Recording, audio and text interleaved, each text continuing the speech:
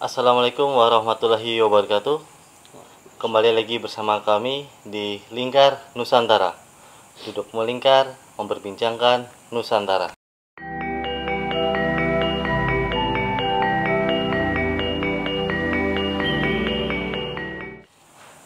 Kali ini kita akan bahas tentang seputar keris kembali. Di video sebelumnya kita sudah membahas nih dasar-dasar keris dan pendapat para milenial. Dan dari pernyataan para milenial itu ada menyatakan bahwa keris itu mistis. Nah, kali ini kita akan mengurai secara ringan ya bersama Mas Boys. Mengapa keris itu diidentikan dengan mistis? Nah, langsung saja sama Mas Boys ya. Mas, kan kemarin sudah tuh pendapat milenial tuh yang benar-benar keris itu mengidentikan dengan mistis. Nah, apakah ada sejarah tertentu gitu, Mas? Kok bisa pernyataan itu kok ada gitu terkait mistis keris itu? Gimana, Mas? Bismillahirrahmanirrahim. Mungkin kalau secara perjalanannya di awal pembuatannya keris itu ya sebagai senjata, gitu, Mas Putra. Jadi fungsi awal keris adalah sebagai senjata jarak pendek. Gitu. Kalau zaman dulu kan senjata tuh tidak cuma satu ya. Ketika kita pergi berperang itu ada senjata jarak jauh seperti panah. Kemudian jarak menengah tombak. Ada pedang juga. Jadi biasa yang umum banget ya pedang itu ya. Betul. Kemudian untuk jarak ketika sudah sangat dekat, artinya satu lawan satu, itu keris yang dipakai. Nah seperti itu. Kemudian beralih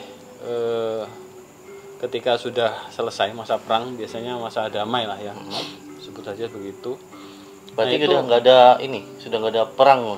Iya, sudah selesai perang masuk ke masa damai. Nah itu fungsi keris sendiri di situ mengalami perubahan. Jadi yang awalnya hanya sebagai senjata, ketika masuk pada masa damai, keris berubah menjadi bisa dikatakan ageman atau senjata juga bisa, tapi lebih spesifik lagi keris dijadikan sebagai personalitas atau tanda identitas seseorang. Nah seperti itu. Simbol berarti, Mas ya? Ya betul. Jadi ketika sudah bergeser, pemaknaan keris sendiri itu juga mengalami pergeseran dan fungsinya juga mengalami pergeseran. Termasuk secara fungsi dari awalnya adalah senjata, kemudian berubah menjadi pusaka. Kemudian di akhir-akhir ini mungkin abad ke-19 mungkin ya sudah dimulai itu karena banyaknya pengaruh dari media. Salah satunya ya film-film yang dukun-dukun begitu. Ya betul banget. Jadi mengidentikan ketika ada dukun selalu bawa keris. Jadi akhirnya termindset di pikiran umum ya seperti itu. Oh ternyata keris ini senjatanya dukun gitu. Karena dalam perjalanannya terjadi jarak gitu. Jadi kita memang dibikin atau memang kita yang tidak mau mempelajari gitu. Kita berjarak kemudian tahu keris hanya dari media. Yang media juga menggambarkan keris itu ini gitu semaunya gitu. Bahkan kalau di dukun-dukun kan keris itu sebagai alat penyambung ke gaib lah gitu kan. Betul. Iya. Nah, terus kalau dari bentuk dan sejarahnya tuh, Mas, apa benar ada isi-isi mistisnya gitu, Mas? Kalau secara proses pembuatannya, ketika sudah bergeser ya dari senjata tadi, memang dibuat kuat, tempanya dibuat seefisien mungkin lah. Kemudian bergeser, keris itu lebih kepada yang saya katakan tadi, personalitas atau identitas diri gitu. Jadi seseorang memesan keris kepada sang empu, itu ya empu akan bertanya detail tentang diri seseorang itu. Untuk apa, Iya. buat apa, Untuk menjadikan apa, apa gitu ya. kemudian karakter orang pemesan ini seperti apa, nah, seperti itu. Artinya ada apa ya, semacam jalinan antara sang pembuat keris si empu dengan yang ingin dibuatkan keris itu berarti. Iya, betul. Jadi keris itu adalah penggambaran dari orang yang memesannya atau calon pemiliknya itu tadi iya, gitu. Nah, seperti itu. Jadi otomatis dalam proses pembuatannya ada, ya anggaplah kalau bahasa modernnya itu tirakat lah. Mm-mm. Jadi Tirakat. ada proses tirakat, ada proses puasa mungkin atau Oh iya iya, iya. Syarat ibaratnya gitu. bisa jadi seperti itu, atau mungkin hal-hal yang ingin dicapai melalui keris ini gitu, dengan doa-doa dan sebagainya, atau harapan-harapan yang dituangkan dalam sebilah keris. Nah, seperti Berarti itu, Mas Putra. nggak sembarang asal mukul besi gitu Iya, aja. jadi tidak sembarangan seorang empu membuat sebilah keris gitu. Contoh saja keris yang ini. Hah? Ini adalah keris sempono, Sempono Luk 9, untuk 9. dengan pamor junjung derajat. Artinya? Junjung derajat ini adalah, kalau aspek filosofinya, Ah. adalah derajat yang senantiasa terangkat gitu. Oh. Nah, seperti itu. Jadi harapan sang empu atau doa dari sang empu sendiri untuk calon pemilik keris ini adalah semoga sang pemilik ini memiliki derajat di kalangan manusia itu selalu tinggi gitu, selalu dihormati dan sebagainya. Kemudian dengan dapur sempono, ini adalah menggambarkan ya kedudukan juga sebetulnya. Nah, di sini kebetulan sempono bungkem itu. Artinya ketika orang yang memiliki jabatan atau kedudukan itu, ketika dia berbicara di halayak atau di kalangan masyarakatnya, dia akan didengar. Nah, seperti itu. Jadi orang akan mendengarkan gitu. Artinya langsung membakar. Betul. Ini saya boleh buka senda, Mas? Silakan. Wah, seakan tidak mistis ya. Mas, kok keras nih loh, Mas? Nah, itu Mas Putra. Jadi Biasanya biasanya mistis ya. nih. Enggak seperti Kayak apa, itu. Jadi memang biasanya kita harus mengenali karakter keris kita masing-masing gitu. Makanya keris itu dimiliki oleh orang-orang yang memang sudah ada alamatnya, tujuannya gitu, sehingga dia mengenali. Bahkan untuk sekedar mengeluarkan dari sarungnya pun harus tahu. Nah, akhirnya tahu selanya gitu, sehingga dia bisa keluar dari sarungnya. Ini apa? Ini singo barong. Singo barong. Singo barong Luk 5. Ini Mas gue sendiri dapatnya dari teman-teman saya di Pasuruan, kebanyakan dari Pasuruan. Oh. Nah, kalau yang ini kebetulan dari guru saya diberikan.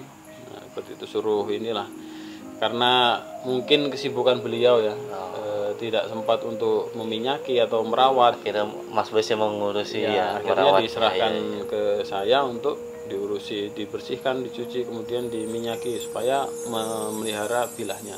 Seperti itu.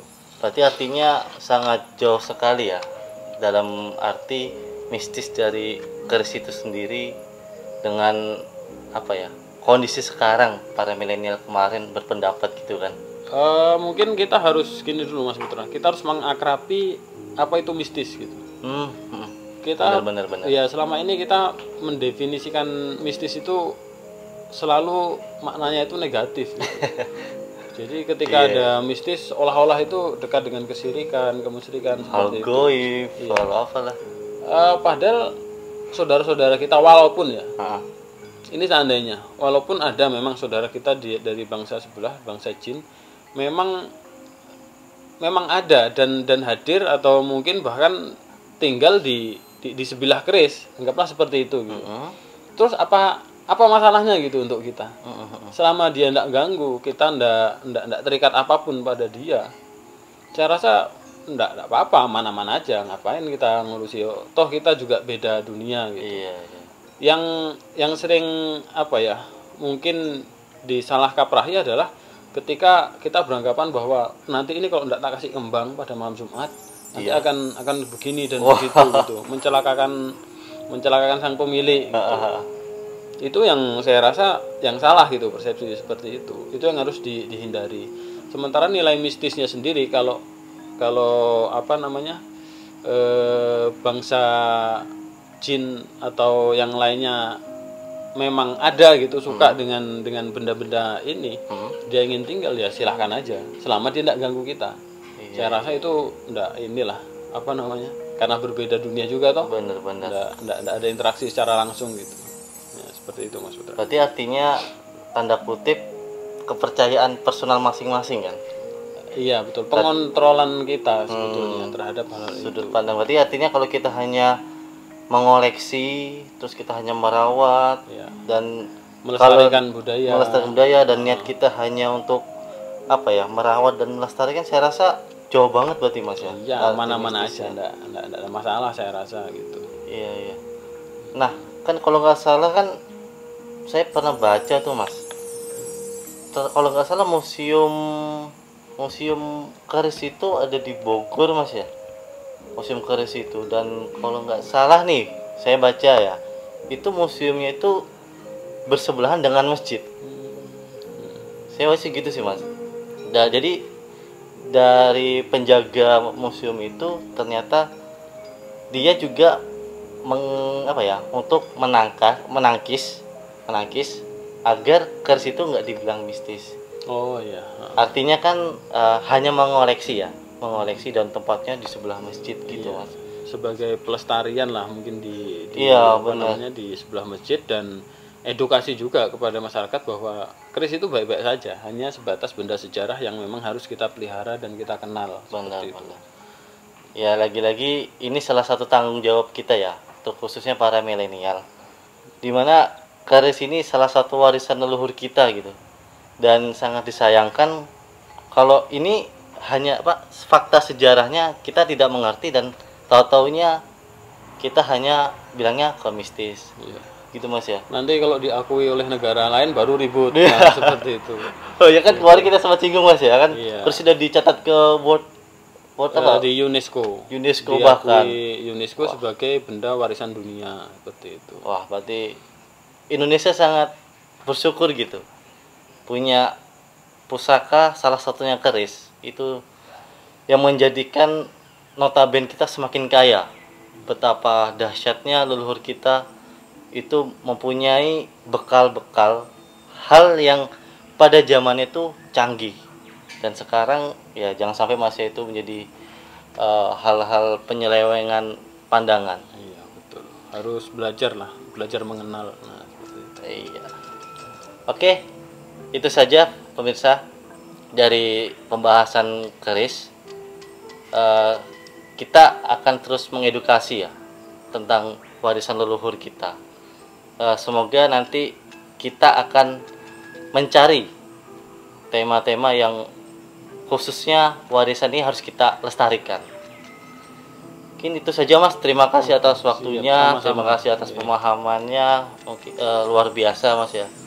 Semoga kita bisa mengedukasi ke semuanya lah.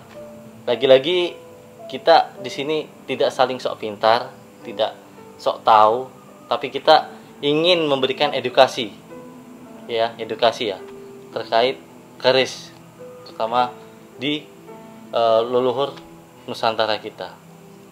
Itu saja dari saya. Apabila ada salah-salah kata, mohon maaf. Tetap ikuti Lingkar Nusantara, duduk melingkar memperbincangkan Nusantara. Wassalamualaikum warahmatullahi wabarakatuh. Waalaikumsalam warahmatullahi wabarakatuh.